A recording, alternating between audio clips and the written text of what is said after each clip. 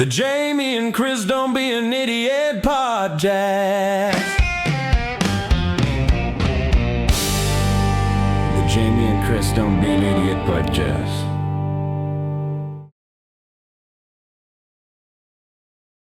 Hey, welcome to the Jamie and Chris show. I'm Jamie, this is Chris. We're coming to you from Hangar Studios. What we did was we kind of moved around, gave you a different look today. So, Chris, I hear we have an important subject in the whole scheme of the world. We do, and this is a big one. So while everyone was out watching the NBA Finals or grilling for Memorial Day, a former CDC director, CDC being the Center for Disease Control, went on national TV and said the P word. What? Pandemic. Pandemic. Oh, yeah. God, another COVID. Wait, what? Who said that? Robert Redfield, former Robert CDC Redford? director. He's an actor. He races cars. Redfield. Oh, a little Redfield. different. The former CDC director went on News Nation and said, and this is his quote, "I suspect this is going to become a very significant pandemic, probably going to leak into Tanzania, leak into Southern Sudan, and maybe leak into Rwanda. So it's going to be very disruptive." Yeah, well, you know, that's not nothing. That guy who that's the guy who ran the CDC. I think he ran the CDC for 3 years under Trump previously. Mm-hmm. He's not just some guy screaming into a microphone on the internet like us. Yeah, right? I mean, you know, this isn't some guy who like goes on, gets a microphone and starts alarming people about this being the worst hurricane season in history coming up, you know. So yeah, I mean, but we need to be asking ourselves, should we be freaking out? And that's where we're going to dig into what we're going to dig into today. Ebola is back. And this time it's a little different, and different in the context of Ebola is not a word that you want to hear. Yeah.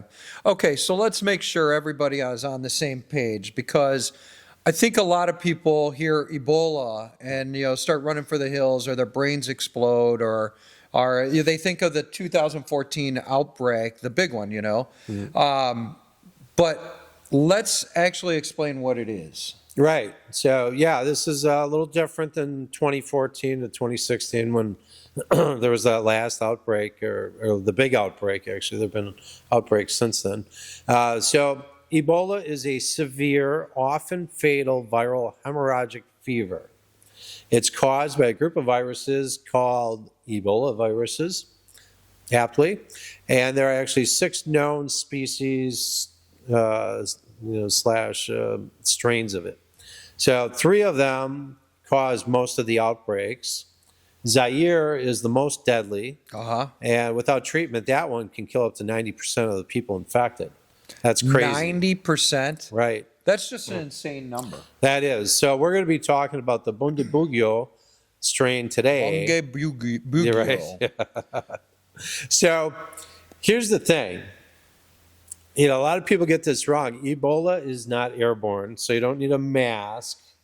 And you don't have to worry about people sneezing around you or breathing around you, right? Yeah. So, you know, we're totally safe, even if you have that right now. That's hay fever. So you can't get it from breathing someone else's air. So it spreads through direct contact through bodily fluids like blood, vomit, sweat, saliva, feces, semen, things like that.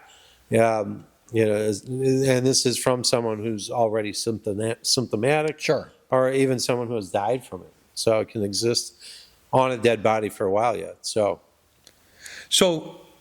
the dead are actually a major transmission risk here, is what you're telling us. They are, and here's some of the issues that come with that. You know, so they have these funerary practices where they're preparing bodies for burial. Sure. You know, they wash the body, which requires touching the body. They get it all prepared for burial. And that has become one of the major drivers of the spread. And so, you know, actually in the past as well as so the dead are trying to kill the living. Exactly. You know, bring them along. It's kind of party, insane right? when you think about it. You know, and that's one of the hardest cultural pieces to work around in such an environment because Yeah. there are people who are skeptical of if it's actually Ebola, Right. and they want to stick to their traditions. Okay, walk me through what it actually does to you because I've seen the movies, I've seen Pandemic, or Outbreak. I think it was the movie. Outbreak, Yeah, right. and it's like it's insane. I mean, Right. people And are be so running for the hills. it starts with what they call dry symptoms. Aye. So this is where people are experiencing fever and fatigue, muscle aches, headaches, things like that. So it feels like a flu, like flu symptoms. Right. But then it progresses to wet symptoms. And this is where Ebola earns its nasty reputation. It includes severe vomiting, diarrhea, and in a lot of cases, you'll get internal and external bleeding. And so the Sounds weird like a thing lot is of that fun. it's got an incubation period of 2 to 21 days. And this makes it challenging just because you could have it for like 3 weeks before you even know. Right.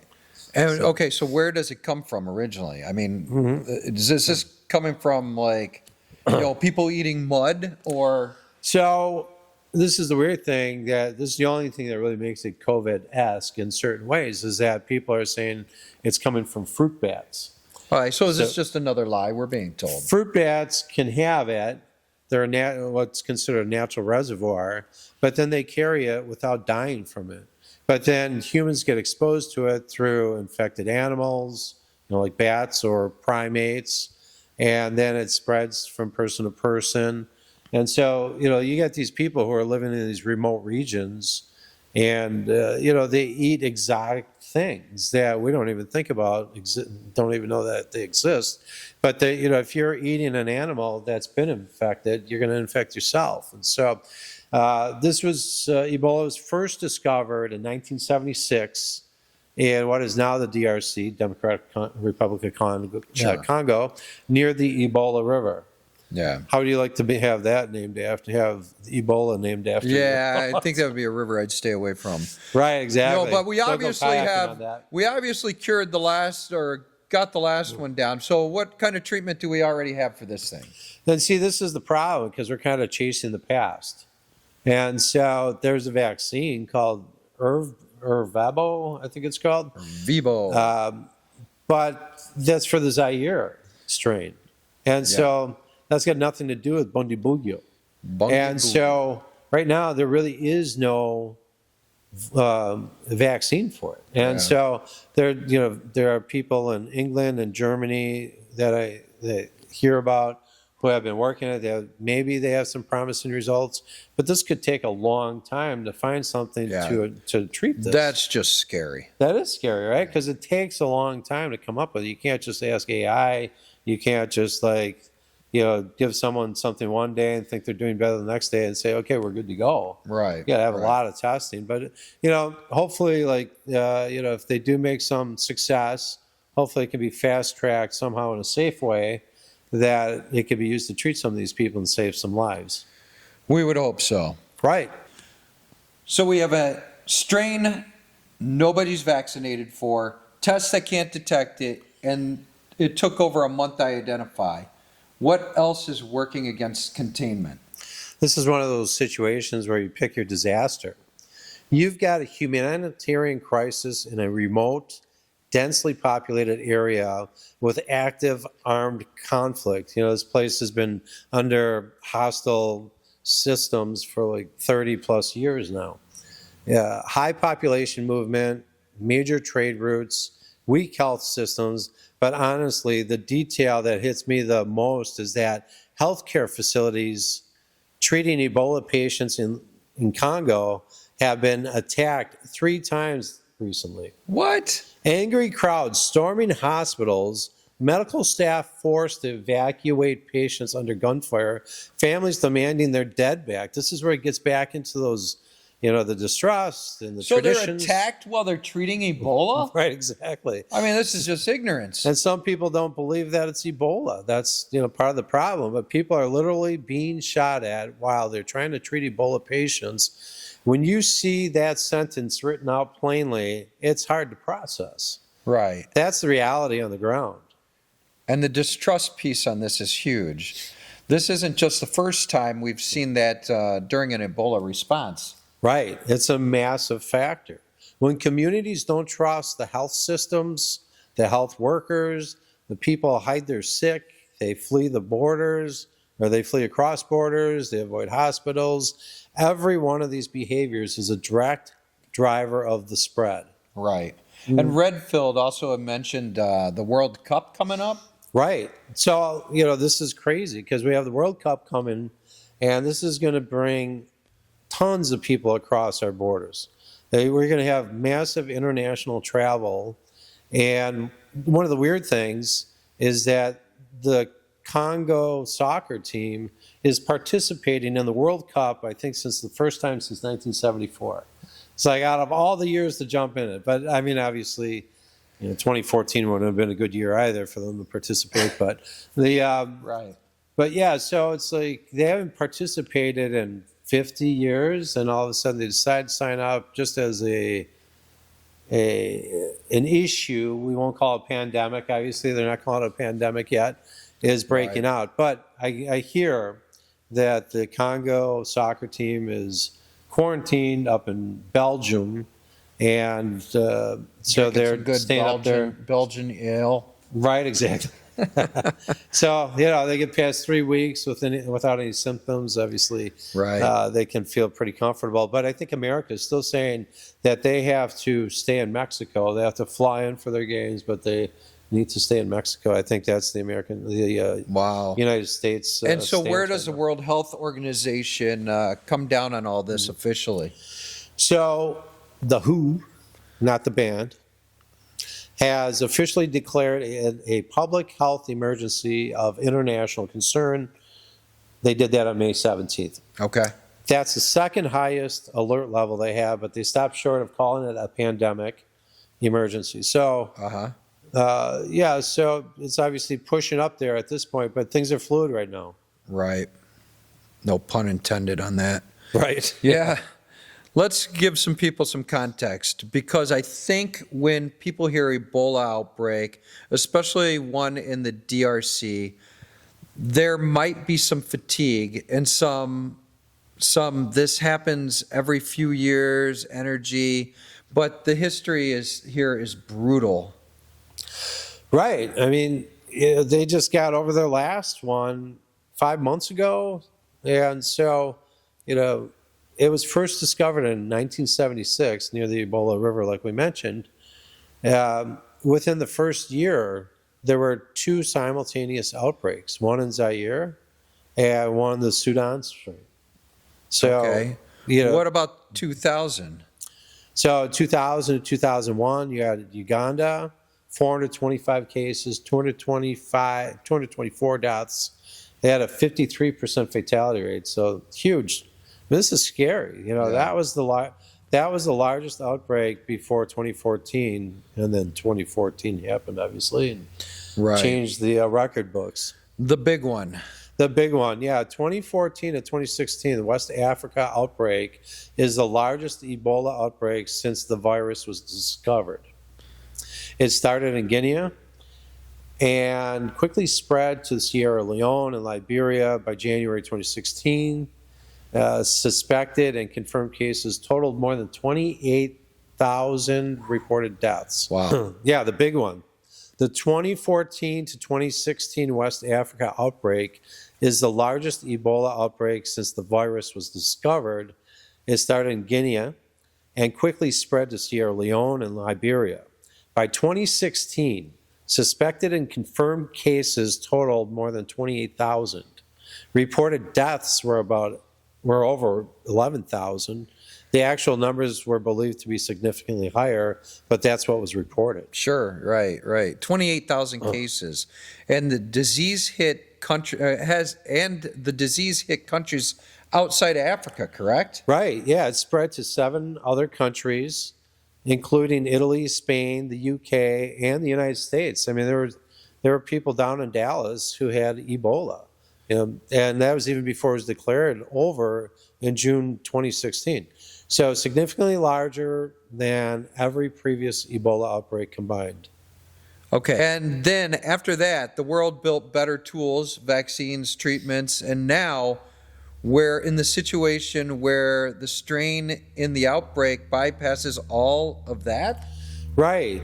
This is what really sucks, because the 2014 outbreak was a wake-up call. The response to it produced the one vaccine for the Zaire strain and the antibody treatments, and those tools work, but they work beautifully for Zaire outbreaks. But this is a totally different one. Oh, yeah. Let's actually address the word Redfield used, because I've seen some pushback, people saying he meant to use outbreak, not pandemic, kind of a big change in words there. So, yeah, that's a fair question to ask. I mean, the WHO defines a pandemic as a worldwide spread of a new disease. And WHO has been explicit. They declared this as a public health emergency of international concern, but they said it does not currently meet the criteria for a pandemic emergency. Those are two very different designations. So Redfield overstated it, is what we're saying here. So Redfield may have been using pandemic loosely. I mean, people have different ideas of what pandemic means. So he may have meant multi-country epidemic with major disruption potential, rather than the strict WHO definition, right? But this is the person who ran the CDC from 2018 to 2021. So he personally oversaw 3 Ebola outbreaks during his tenure, and they were all in the DRC. He is not some random talking head. He is someone who has been in the room for this exact scenario multiple times. Okay, so it's worth taking seriously, even though the word choice might not be technically imprecise. Mm-hmm. Yeah, right. I mean, so, people's definitions can vary, but it's a major health concern globally right now. Okay, American listeners, what's our actual risk level here? The CDC has said no Ebola cases associated with this outbreak have been reported in the U.S., and the risk to the general public remains low. But they haven't just shrugged it off and moved on. They've increased public health screening and traveler monitoring for people arriving from the DRC, Uganda, and South Sudan.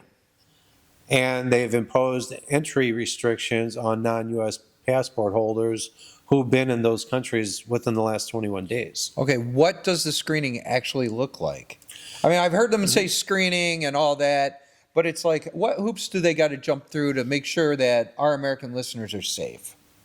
So they have their certain protocols set up, and right now they're allowing people to come through 4 different airports in the country: New York, JFK, Washington, Dulles, Atlanta, and then George Bush in Houston. And so that's where they're checking these people. They're trying to trace them, trace their footsteps. Okay. And on the ground in Africa, what's going on? So the WHO is scaling up support, surveillance, contact tracing, clinical preparation, community engagement. The challenge is doing all of that simultaneously in a conflict zone where healthcare workers are being shot at. That we keep getting back to that. How can you work in an environment like that?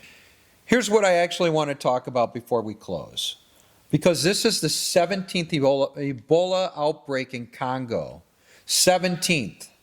At what point do we stop being surprised? And at what point are the Congo people going to be educated to this? This is the question that should haunt global health policy. Let's walk through exactly why this specific outbreak slipped through as badly as it did. Because it wasn't just one failure, it was several layers on top of each other. Okay, starting with the tests. The test kits were looking for the wrong virus. Frontline rapid diagnostics optimized for the Zaire Ebola, they don't reliably detect Bundibugyo. Patients came in, tested negative, and got sent home while they were infectious. That's failure number 1. And then the labs? Only 2 labs in the entire country had the capacity to test for Bundibugyo. The outbreak started in a province in the far northeast. Getting samples from those labs is roughly the distance from New York to Denver. That takes days to transfer that. That's failure number 2. Yeah. So there's a huge geographic bottleneck here. The WHO referred to a critical 4-week detection gap between the presumed index case, so that's case 0, developing symptoms and the laboratory confirmation of the outbreak. The index case was a healthcare worker in the town of Bunia, who developed his first symptoms on April 25th and died. The outbreak wasn't officially declared until May 15th, which was 3 weeks later. Yeah, 3 weeks of an invisible spread. Here's the detail that really gets people. 4 healthcare workers were infected and died within 4 days at a single hospital before anyone raised the Ebola alarm.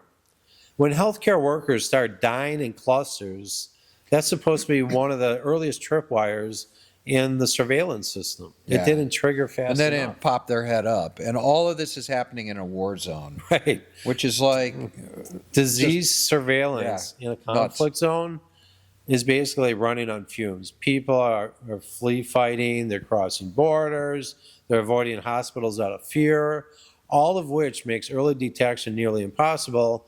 Every single one of those factors was in play here simultaneously. Right. Okay, so let's land the plane here. What do you actually want Americans to take away from this? So, how I read it is that people sitting in their cars or on their couch right now, the risk is low. But the CDC says that, and the transmission biology backs that up. This is not an airborne virus, but the low risk to you and not a big deal are 2 very different things. And right now, this is a big deal. Yeah, because of the Bundibugyo factor of it. Because of it, it's a novel outbreak of Ebola strain we have no vaccine for, a 4-week head start before anyone knew what they were dealing with, spread into a capital city, healthcare workers being attacked while they're trying to contain it, and the summer travel season and the World Cup are upon us. Yeah. The last time the world ignored a Ebola story early. 11,000 people died on that one. And it started in 3 countries before it showed up in Spain and Italy and the UK and the US. And so we're not saying pack your bunker, but we're saying, it's time to pay attention to this one. Yeah, and wash your hands.